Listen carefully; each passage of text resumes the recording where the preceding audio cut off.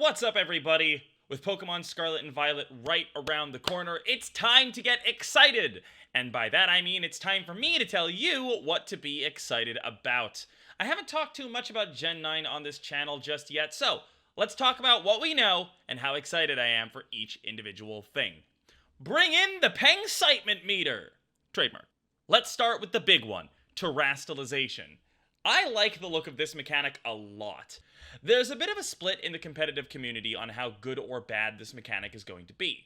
Some people are concerned that it adds too many variables to battles, while others feel like individual Terra types will be pretty centralized on each Pokemon. I tend to think that most Pokemon will be limited to one or two actually useful Terra types, but I can see it making the information game at live events a bigger deal, which tends to be disadvantageous to newer players already.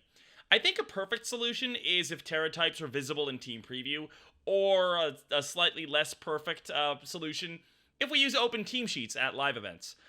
But I also kind of expect that neither of those two things are going to be the case.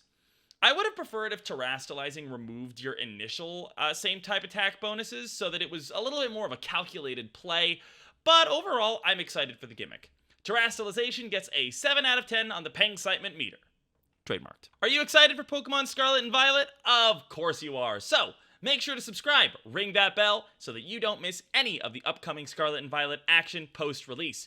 My mom told me that I am the best battler in my entire apartment building, so you know the content's gonna be good. Anyways, back to the video. Open World is back, baby! For the first time since... let me check my notes here. Let's go Pikachu and Eevee? We have freedom to do stuff in our own order. The open world features of this game look pretty cool, honestly. 3 separate story paths with different challenges seems like a really neat way to switch up the gameplay. Riding around on the back of Koraidon and Miraidon seems neat. Going fast is always nice. I do wish they'd bring back the Pokemon riding on, like they did in Let's Go, where you could just ride around on a whole bunch of different Pokemon. Some of the features are kind of whatever for me, like auto battling. Doesn't really interest me too much. But nothing really seems like it would take away from my enjoyment of the game. The big old Titan Pokemon like Cloth look super cool too. I like the gym challenges in Sword and Shield, even if they did kind of give up on them by the later gyms. I'm happy to see the challenges are returning anyway. My excitement for the playthrough potential gets a whole ass 10 on the Pengy meter.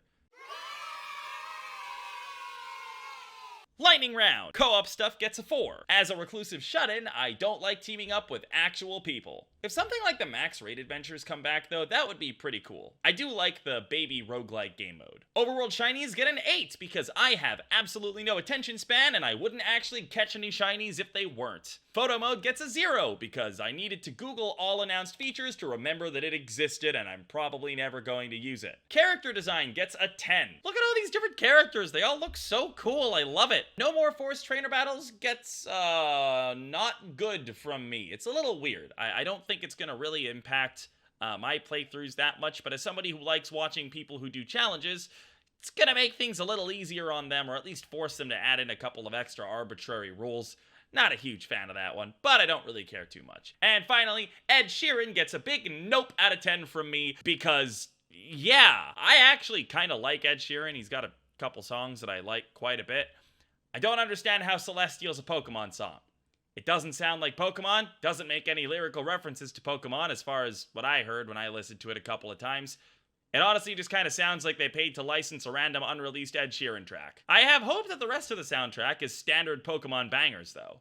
Now you want to hear about the new Pokemon, don't you? Patience! Leaving the best till last is good for viewer retention metrics. I mean, good for the narrative flow of the video. So, let's talk about the new items that have been confirmed. Loaded dice are funny. They're probably not going to be super competitively viable, but it depends a little bit on how they increase the odds of hitting a lot of times. Something like Bullet Seed is a 125 base power move if it hits 5 times, which is actually stronger than Solar Beam. Best case scenario, it makes it a 1 out of 8 for both 2 and 3 hits, and a 3 out of 8 for 4 and 5 hits, which is basically the inverse of what it is normally.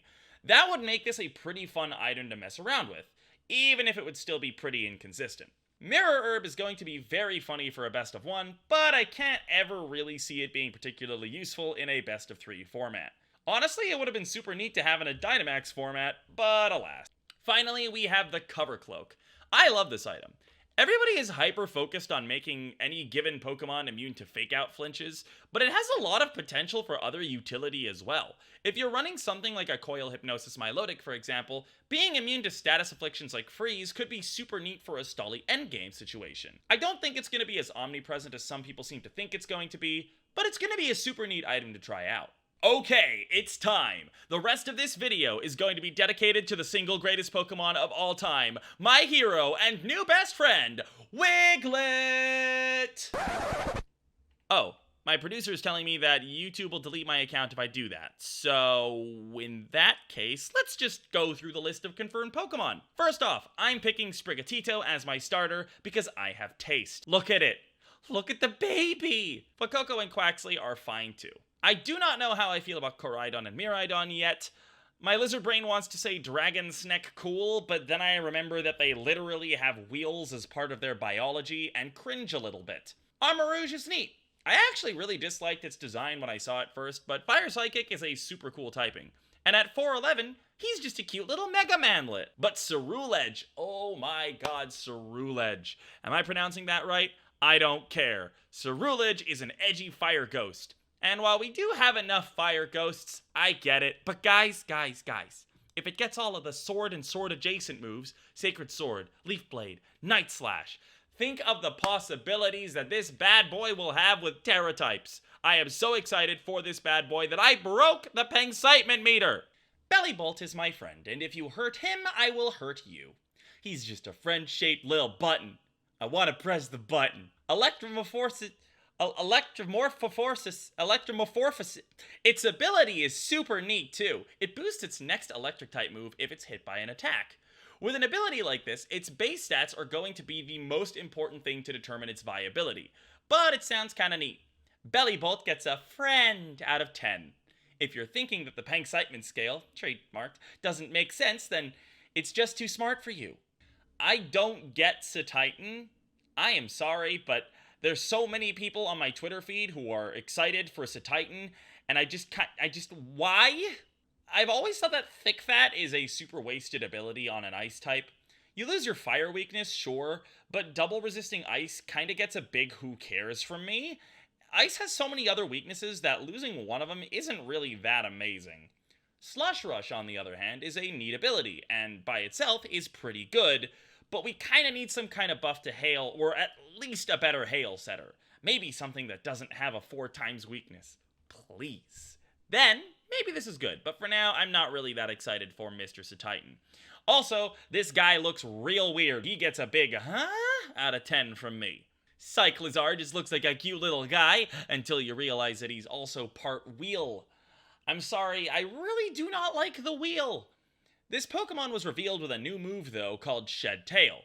Cyclizar looks like it's probably the pre-evolution of Koraidon and Miraidon, so I don't think that it's going to be that relevant, but Shed Tail is insane.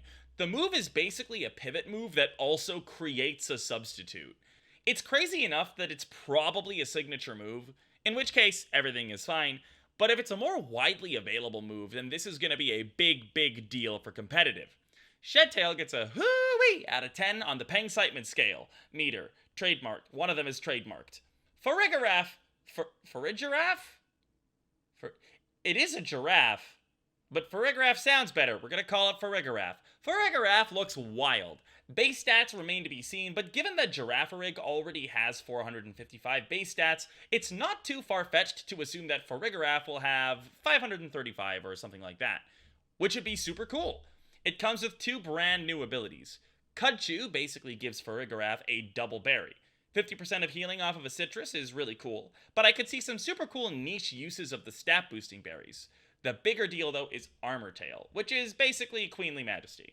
The website says that it prevents opposing Pokemon from using priority moves, so you may have seen other YouTubers claim that it's going to prevent things like Protect. That's almost definitely not true. They're lying to you. Queenly Majesty only prevents offensive priority moves, and it had the same phrasing on its initial announcement. Regardless, Armor Tail is going to be a really sick ability, especially when you consider that Farigiraf can set Trick Room. It's looking like we may have a new Premier Trick Room setter. I like him a lot. Fido is my son, and if he doesn't evolve into a Pokemon called Doberman, I will riot. Wiglet is simultaneously the best and worst Pokemon I have ever seen. He gets a solid rating of why. Smoliv is just a lil dude. He looks so anxious all the time and is honestly just a mood and a half. He gets a just like me for real out of 10. Palmy sure is a Pokemon. Not gonna lie, it kinda looks like one of those fake Pokemon plushes that you find in a back alley dollar store. Cloth is my new god. I'm gonna dedicate a cult to him. He is the ultimate evolved form of all life. Anger Shell is an absolutely nutso ability that basically gives it a free shell smash when it gets below half HP. I could really see Cloth being usable or really bad. But I'll be damned if I'm not going to try to make him work. Gimmighoul is very weird. The best way that I can describe him is that he looks like a character out of one of those fake Pixar movies, but like in an endearing way? I feel like I should really hate this visual design, but he's just a cute little dude. Honestly though, what's with all the new ghost-type Pokemon? It seems a little bit excessive. I can totally see Gimmighoul being a viable Trick Room Iron Defense kinda guy like Koffagrigus, but he probably won't be that great with an ability like Rattled. He gets a 6 out of 10. My hottest take is that I don't actually like Greavard that much. I only left him this late so you'll all be too complacent to cancel me. I really hope it doesn't evolve into another fire ghost, but since he has a candle on his head, I feel like that's the obvious result. There's not much to say about Lechonk that hasn't already been said a million times, so I'm just gonna give him a looks tasty out of 10 and leave it at that. Finally, we have Grafaiai, the toxic monkey Pokemon. Representation is super important, so it's really great to finally have a Pokemon that Ally Switch spammers can identify with. I like its design a lot. We don't have a ton of info on Grafaiai, but the website says that it sets up poison traps, so it'd be kinda cool if we got a new hazard. Or they're just gonna give him toxic spikes and call it a day. Poison Normal is a pretty interesting typing as well. Poison resists Normal's weakness to fighting, but of course you maintain that immunity to Ghost, so you end up with 1 immunity, 4 resistances, and 2 weaknesses. He doesn't look particularly bulky, but it's still a pretty effective defensive typing. Grafaiai gets a 10 out of 10. My overall opinion is that the games look awesome. There is so much to be excited for, and I am sure that it's going to be a hell of a ride. I hope you're all as excited as I am. You can expect my stream to be live as soon as the game drops.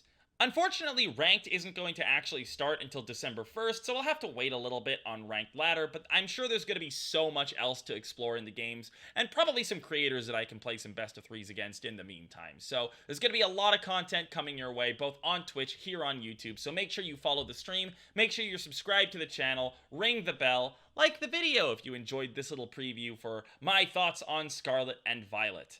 I hope to see some of you over on Twitch, but of course there will be consistent YouTube content coming your way as well. So until then, I hope you all have a wonderful morning, afternoon, evening, or night, and I'll see you guys in Scarlet and Violet.